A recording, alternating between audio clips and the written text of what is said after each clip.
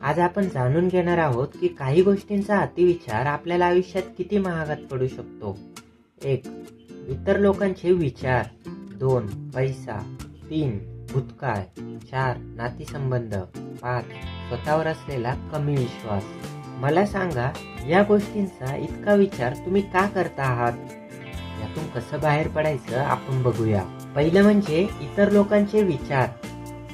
मला सांगा, आयुष्य आपले आहे, बरोबर? जन्म आपल्याला आपल्या आई वडिलांनी दिलाय, स्वतःच्या पैशांनी दिलाय. त्यांनी आपल्याला जगवलंय, वाढवलंय स्वतःच्या पैशांनी. आणि आपण काय करतोय? लोकांचं ऐकतोय, परक्यांचं ऐकतोय.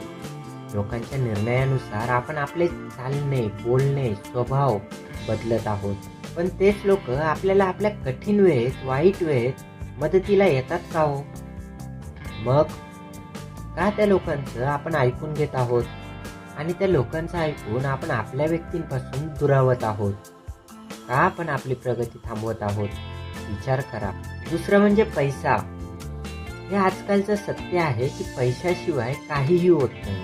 पैसाच सर्व काही आहे, बरोबर? पण पण पण पण पैशाविषयी सतत विचार करून तो येणार आहे का हो आपल्याकडे? नाही ना. माझ्याकडे हे हवे, माझ्याकडे ते हवे, प्रत्येकाला वाटतं हो.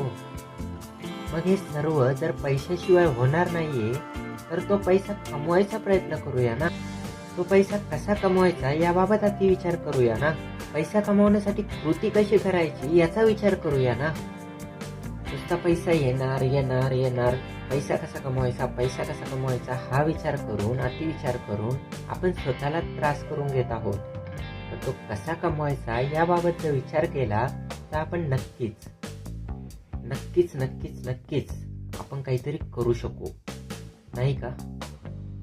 3 म्हणजे भूतकाळ. अरे खूप सोपा विषय आहे राव. एखादी गोष्ट घडली, ठीक आहे ना, घडली, मग आता काय करायचं? अरे त्याला सुधरवायचं असते राव. असं नाही की अतिविचार करायचा आणि रडत बसायचं. माझ्यासोबत असे का, माझ्यासोबत असं का होतं?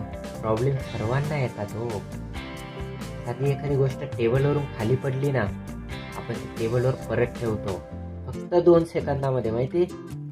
मग तसंच आहे ना यार आयुष्यात. एखादी गोष्ट जर घडली तर ती घडली तर व्हा ना पहिल्यासारखं लगेच. ती गोष्ट घडणार नाही याचा विचार करा.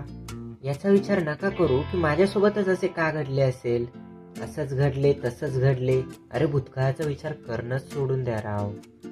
नका करू त्या भूतकाळाचा विचार. त्याच्यापेक्षा जे घडलंय ते का घडलं आणि पुन्हा असे घडणार नाही याबाबत विचार करा. 4 आहे नातेसंबंध. अरे नातेवाईकांना आपली काळजीपेक्षा ना आपल्या घरात काय सुरू आहे याबाबत जास्त पंचायती असतात. लोकांबद्दल विचार करून का स्वतःला त्रास करून घेता आहात? जे चांगले आहे ना त्यांना जपा. जे फक्त आपल्यामध्ये प्रगतीमध्ये अडवणूक करतायत ना त्यांच्यापासून सावध राहा, दूर राहा. अशा व्यक्तींबाबत विचार करणं सोडून द्या. 5वं आणि शेवटचं, स्वतःवर असलेला कमी विश्वास.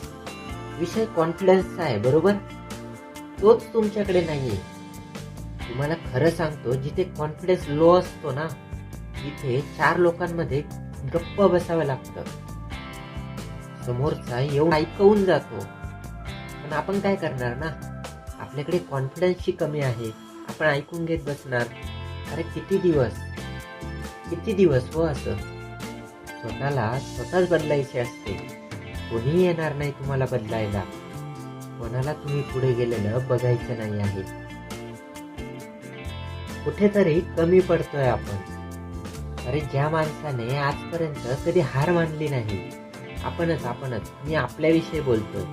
ज्या माणसाने आजपर्यंत कधी हार मानली नाही, अनेक अडचणींना सामोरे जाऊन आजपर्यंत आपण सर्व काही हँडल करून मॅच्युअर झालो आहोत. या गोष्टीचा माच करा ना आयुष्यात, बिंदास करा. पैशांचा माच करण्यापेक्षा ज्या गोष्टींसमोर आपण कधी झुकलो नाही त्या गोष्टींचा माच करा ना. की कधीच मी कोणत्या प्रॉब्लेम समोर मान खाली नाही घातली. मी स्वतःसोबत कायम उभं होतो. करा बरं आजपासून सुरुवात. डोळे वर करून नजरेत नजर टाकून समोरच्याशी बोलणं चालू करा. तुम्ही कमी नाही आहात हे दाखवून द्या जगाला. आयुष्यात प्रत्येक गोष्ट मिळवायची आहे, धमक आहे तुमच्यात हे दाखवून द्या जगाला. कारण आजपर्यंत एवढ्या अडचणींसमोर कधी न झुकणारा मी पुढेही कधी कोणासमोर झुकणार नाही हे बाळगा ना स्वतःमध्ये. आजपासून मला कोणत्याही सुविचारांची, मोटिवेशनची गरज नाही आहे. मीच माझं स्वतःचं आत्मपरीक्षण करणार आहे. सांगा स्वतःला आणि अतिविचार करणं सोडून द्या. आपल्या मराठी सुविचार चॅनलला नक्की सबस्क्राईब करा. धन्यवाद.